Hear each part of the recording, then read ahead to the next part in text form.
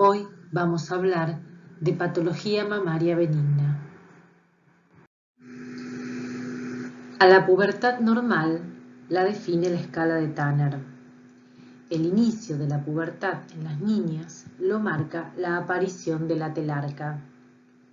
La telarca es el inicio del desarrollo de la glándula mamaria, que usualmente ocurre entre los 10 y los 11 años, con un intervalo de más o menos 2 años. Seguidamente y de forma progresiva se desarrollan el resto de los caracteres sexuales secundarios. La pubarca aparece 6 meses posterior a la telarca y la menarca 2 años posterior a la telarca. Estamos hablando de una telarca precoz antes de los 8 años de edad.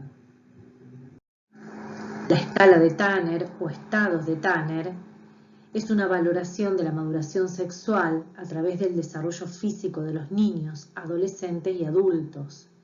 Esta escala describe los cambios físicos observados en genitales, mamas y vello púbico a lo largo de la pubertad en ambos sexos.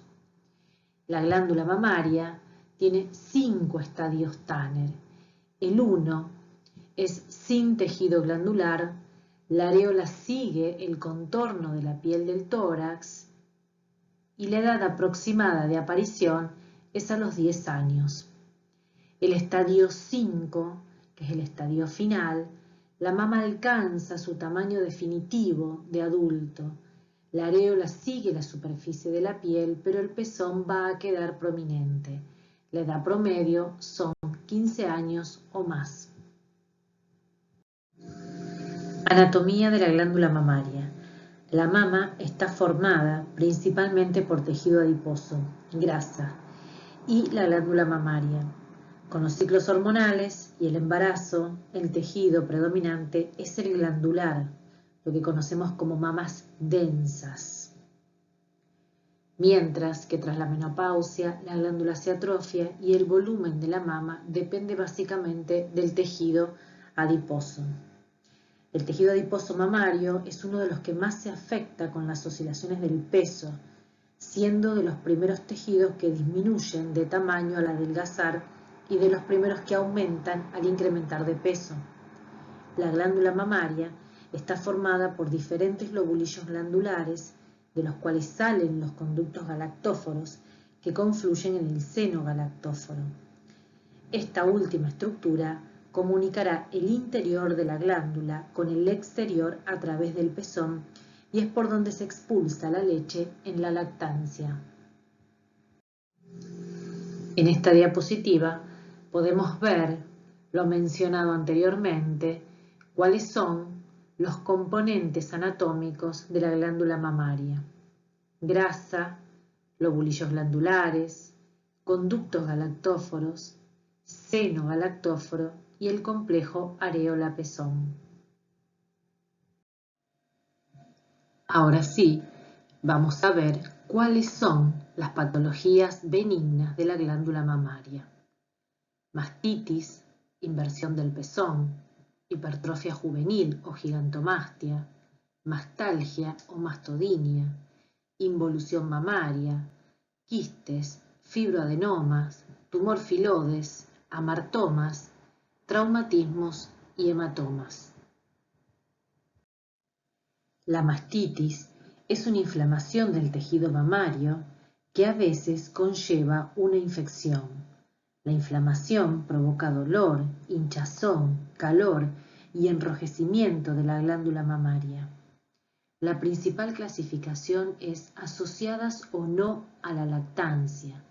Las puerperales, sus formas agudas, son más comunes que las crónicas.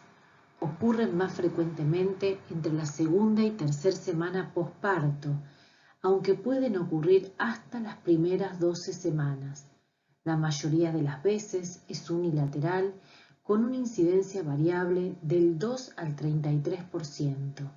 Las no puerperales, sus formas agudas son raras, son más comunes las formas crónicas. Suelen asociarse a otras enfermedades como la diabetes, la enfermedad crítica crónica y estados de inmunosupresión. Su principal diagnóstico diferencial es con el carcinoma inflamatorio de la mama. Mastitis puerperal. Las dos principales causas son el éstasis de la leche, causa primaria y necesaria. Este acúmulo excesivo de leche se debe a un vaciamiento incorrecto de la glándula, ya sea por un mal agarre del bebé, succión dificultosa o inefectiva, bloqueo de los conductos, prolongación de la frecuencia en las tomas, pezones agrietados y dolorosos. Este éstasis es también conocido como congestión mamaria y cursa sin infección. La segunda causa es la infección. Si no se resuelve el éstasis de la leche, hay un sobrecrecimiento bacteriano. Factores de riesgo. Entre los factores de riesgo de la mastitis se incluyen los siguientes: antecedentes de mastitis en lactancias anteriores, pacientes primigestas por técnicas inadecuadas, grietas en los pezones lastimados o agrietados son factores de riesgo para que ingresen los gérmenes habituales de la piel, extracción de leche con maniobras manuales, fatiga, estrés, cansancio materno que pueden influir en una técnica defectuosa, la alimentación maternal defectuosa, baja en proteínas y antioxidantes. Cuadro clínico. Se reconocen dos variedades clínicas, la mastitis linfangítica y la mastitis abscedada. Los signos y síntomas son el cambio de coloración en la piel, eritema y dolor en el sector afectado de la glándula. Fiebre, habitualmente una temperatura axilar de 39-40 grados centígrados por el componente local, por la congestión mamaria. Por lo tanto, se recomienda el control de la temperatura a nivel bucal. Puede además tener también compromiso del estado general. Mastitis linfangítica. Corresponde al 90% de los episodios de mastitis puerperales. El compromiso infeccioso es superficial, no hay absceso. En general, compromete uno o dos cuadrantes de la glándula mamaria. Las grietas en el pezón y el éstasis de la leche son factores predisponentes de infección. El germen causal más frecuente es el Staphylococcus aureus, pero existen otros patógenos como el Staphylococcus epidermis, el Staphylococcus saprophyticus, viridans y la Escherichia coli. El diagnóstico es con la clínica y la sintomatología. Como puede verse en esta figura, los cambios de coloración en la piel se encuentra eritematosa con aumento de la temperatura local. El cultivo de la leche y la ecografía mamaria no se hacen de rutina, solo si el cuadro clínico tiene una mala evolución. El tratamiento inicia con la prevención, debido a que es una complicación muy frecuente del puerperio.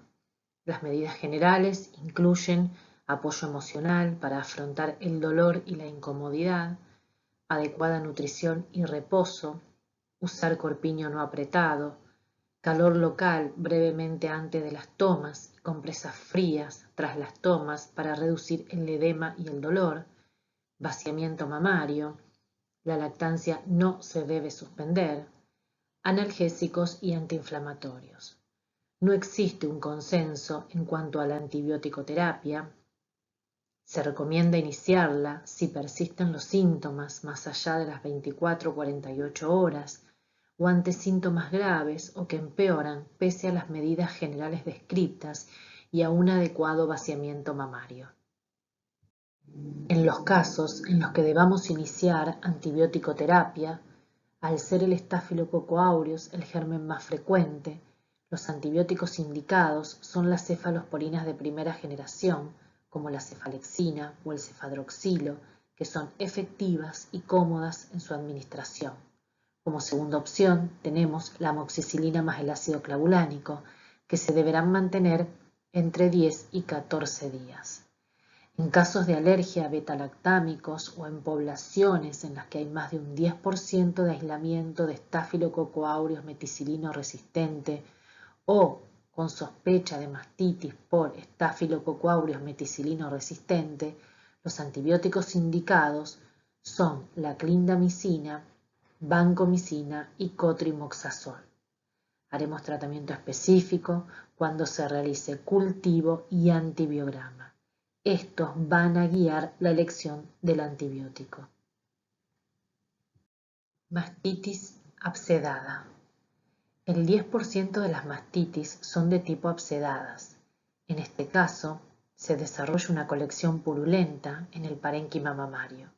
La mayoría de las veces, el absceso es visible fácilmente en el examen físico. Si el absceso no es visible, se debe sospechar ante la falla del tratamiento antibiótico de una mastitis diagnosticada como linfangítica. El tratamiento es el drenaje quirúrgico del absceso. El procedimiento se efectúa bajo anestesia general, se efectúa con una incisión periareola, se vacía el absceso y se efectúa un aseo quirúrgico. Asociado al drenaje, se inicia tratamiento antibiótico endovenoso, el que luego se debe completar por 14 días vía oral. Aunque es difícil mantener la lactancia, el amamantamiento no está contraindicado. Mastitis no puerperales. La mastitis granulomatosa es una rara enfermedad de la mama de tipo inflamatorio de causa desconocida que se encuentra en pacientes premenopáusicas. Las características clínicas y radiológicas son similares a la de una mastitis por tuberculosis y al carcinoma de mama, por lo que el mastólogo debe tenerla presente, sobre todo al obtener cultivos persistentemente negativos y o biopsias no concluyentes, y siempre descartando otras patologías antes de iniciar el tratamiento. El hallazgo clínico más común es el de un bulto en la mama, que suele ser unilateral y de características inflamatorias. Se debe ser cuidadoso al hacer el diagnóstico para evitar tratamientos erróneos. Dentro de los tratamientos que han sido utilizados se encuentra la escisión quirúrgica, la corticoterapia y la antibiótico-terapia. Se recomienda un seguimiento a largo plazo por el alto índice de recurrencia que presenta esta enfermedad. La mastitis tuberculosa es un tipo de mastitis granulomatosa y se presenta en mujeres de mediana edad y no siempre tienen el antecedente de tuberculosis pulmonar. El diagnóstico es por punción y el tratamiento es específico. La mastitis por cándida es una mastitis difícil de diferenciar de las mastitis comunes, pero se sospecha por la falta de respuesta al tratamiento habitual. Se deben tratar con fluconazol o nistatina. Inversión del pezón. La inversión del pezón puede ocurrir durante el desarrollo de los conductos terminales. Esto da lugar a la falta de protrusión de los mismos y de la areola, pero también puede tener causas adquiridas, como son los procesos infecciosos o cicatrices como consecuencia de cirugías de la glándula mamaria. La inversión del pezón predispone a la obstrucción terminal del conducto que puede conducir a la generación de abscesos subareolares.